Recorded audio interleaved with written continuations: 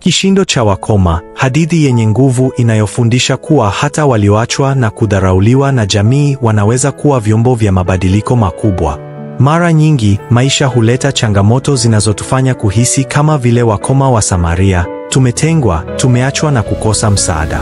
Lakini hadithi hii inatufundisha kuwa Mungu anaweza kubadilisha hali yoyote kwa namna isiyotarajiwa. Wacha tuchambue mambo muhimu tunayoweza kujifunza na kuyatumia katika maisha yetu. Una mambo katika historia ambayo yamebadilisha hatma ya mataifa, lakini kuna hadithi ambazo huonekana ndogo machoni pa wanadamu, ilhali zina uzito wa ajabu. Hii ni hadithi ya kishindo cha wakoma, sauti za waliodharauliwa zilizoleta wokovu kwa taifa zima.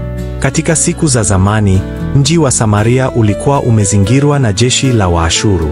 Njaa kali ilikuwa imewatawala watu wa mji huo kiasi kwamba waliuza mavi ya njiwa kwa fedha nyingi. Wengine walifikia hatua ya kula watoto wao kwa sababu ya njaa isiyovumilika. Hofu ilikuwa imetanda, hakuna aliyeweza kutoka nje wala kuingia ndani. Mfalme wa Israeli alipotazama hali hiyo, alivunjika moyo. Aliwalaumu manabii wa Mungu, akisema, Bwana amewacha mji huu, hatuna tumaini tena. Lakini nabii Elisha, mtu wa Mungu, alitabiri jambo lisiloeleweka. Kesho saa kama hii, unga utauzwa kwa bei rahisi na chakula kitajaa katika mji huu.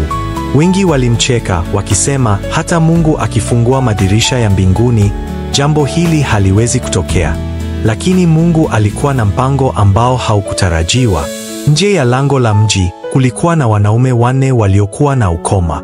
Walikuwa wametengwa kwa sababu ya ugonjwa wao. Hawakuruhusiwa kuingia mjini wala kuishi miongoni mwa watu. Walikuwa katika hali mbaya zaidi ya wote, wakitengwa na jamii, wakifa kwa njaa polepole. Mmoja wao akasema, kwa nini tunakaa hapa tukisubiri kifo?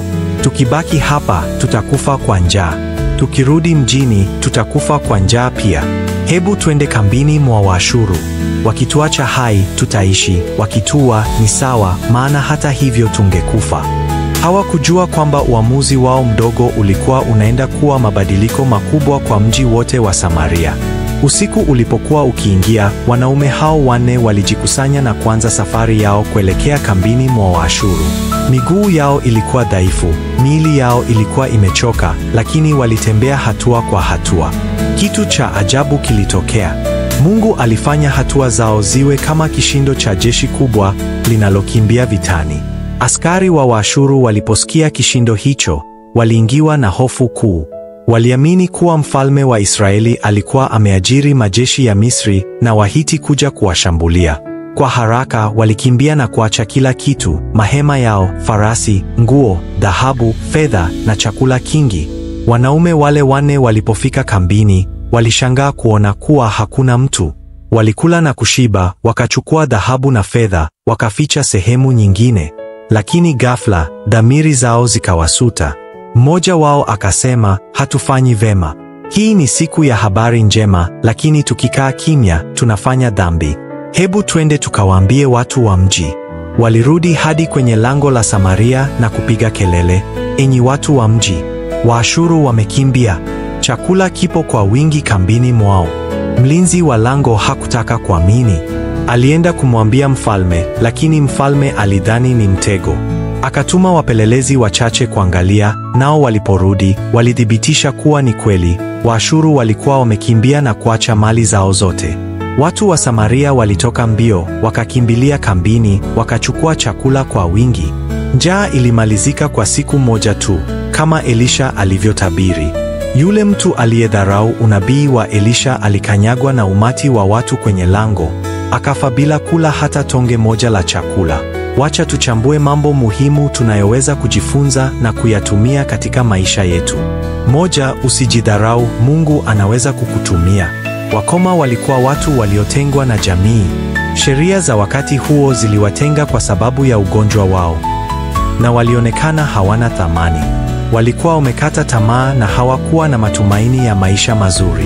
Lakini ni wao ndio waliokuwa wa kwanza kugundua kuwa majeshi ya Waashuru yalikuwa yamekimbia. Katika maisha, huenda ukajihisi huna maana. Pengine umepitia hali ngumu, umekataliwa, umeonewa au umepitia magumu kiasi kwamba unahisi huna thamani mbele za watu. Lakini kumbuka, Mungu hakutazami kwa macho ya binadamu. Yeye anaweza kukutumia wewe kuleta mabadiliko makubwa, hata kama umeachwa na jamii. Ujumbe: usidharau nafasi yako. Unayeweza kuonekana duni leo, kesho unaweza kuwa msaada kwa wengine. 2. Chukua hatua ya ujasiri, usikae tu ukiwa na hofu. Wakoma walijua kuwa wakikaa pale walipokuwa, wangekufa. Wangerudi mjini, wangekufa kwa njaa. Lakini waliamua kuchukua hatua. Waliamua kwenda kambini mwa Waashuru kwa matumaini kuwa huenda wangepata chakula. Hili linatufundisha kuwa katika maisha, hatupaswi kusimama tu na kulalamika kuhusu matatizo yetu. Mara nyingi, watu hukaa wakisubiri msaada utokee pasipo kuchukua hatua yoyote. Lakini mafanikio huja kwa wale walio tayari kusonga mbele licha ya hofu zao. Je, unajikuta katika hali ngumu? Labda umepoteza kazi, biashara yako haikui, au maisha yako yanaonekana kuwa na changamoto nyingi. Usikae tu na kulalamika, tafuta suluhisho. Hatua ndogo unazochukua zinaweza kubadilisha maisha yako milele. Ujumbe: usiogope kuchukua hatua. Hatua moja inaweza kuwa mwanzo wa miujiza mikubwa. 3. Mungu anaweza kutatua tatizo lako kwa njia usiyoitarajia. Wakati Samaria ilizingirwa na Waashuru, kila mtu alidhani kuwa hakuna suluhisho. Watu walikuwa wanakufa kwa njaa, na wengine walifikia hatua ya kula watoto wao. Hata mfalme alikuwa amekata tamaa. Lakini Mungu aliwafanya askari wa Waashuru wasikie kishindo cha jeshi kubwa, wakadhani wanashambuliwa na wakakimbia kwa hofu kubwa, wakiacha kila kitu nyuma. Katika maisha yetu, mara nyingi tunafikiria kuwa suluhisho la tatizo linapaswa kuja kwa njia fulani, labda kupitia mtu fulani au njia tuliyoizoea. Lakini Mungu ana njia zake. Wakati mwingine suluhisho lako linaweza kutoka mahali usipotegemea. Ujumbe: usikate tamaa. Mungu anaweza kukuinua kwa njia usiyoitegemea. 4. Baraka zako zisiwe siri, shiriki na wengine. Baada ya wakoma kugundua chakula, walikula na kushiba. Walichukua dhahabu na mali na kuanza kuificha. Lakini baadaye wakashtuka na kujisemea, hatufanyi vema. Hii ni siku ya habari njema, lakini tukikaa kimya, tunafanya dhambi. Wakarejea mjini na kuwajulisha watu wa Samaria kuhusu chakula kilichoachwa kambini mwa Waashuru. Mafunzo hapa ni wazi: usibaki na baraka zako peke yako. Tunapoona fursa, tusizichukue peke yetu bila kuwashirikisha wengine. Kama umefanikiwa, usiwe mchoyo, shiriki maarifa na wengine. Kama umebarikiwa, kumbuka wale walio na uhitaji. Ujumbe: ukiwa na baraka, usiwe mchoyo, shiriki baraka zako na wengine. 5. Usidharau maneno ya Mungu, amini ahadi zake. Wakati Nabii Elisha alitabiri kuwa kesho chakula kingekuwa cha bei rahisi, baadhi ya watu walimcheka. Mmoja wa maafisa wa mfalme alidhani haiwezekani, akasema, hata Mungu akifungua madirisha ya mbinguni, jambo hili haliwezi kutokea. Lakini kweli, siku iliyofuata, chakula kilipatikana kwa wingi, na yule aliyebeza unabii alikanyagwa na watu na akafa bila kufurahia chakula hicho. Hii inatufundisha kuwa tusidharau neno la Mungu. Wakati mwingine, tunapopata ujumbe wa matumaini au mafanikio, tunaanza kuwa na mashaka. Lakini Mungu akisema, lazima litimie. Ujumbe: usiwe miongoni mwa wanaobeza neno la Mungu, amini na utaona matokeo. 6. Usikate tamaa, hali yako inaweza kubadilika kwa ghafla. Samaria ilikuwa kwenye njaa kali sana, lakini ndani ya masaa machache tu, kila kitu kilibadilika. Hali yao ya mateso iligeuka kuwa baraka kubwa.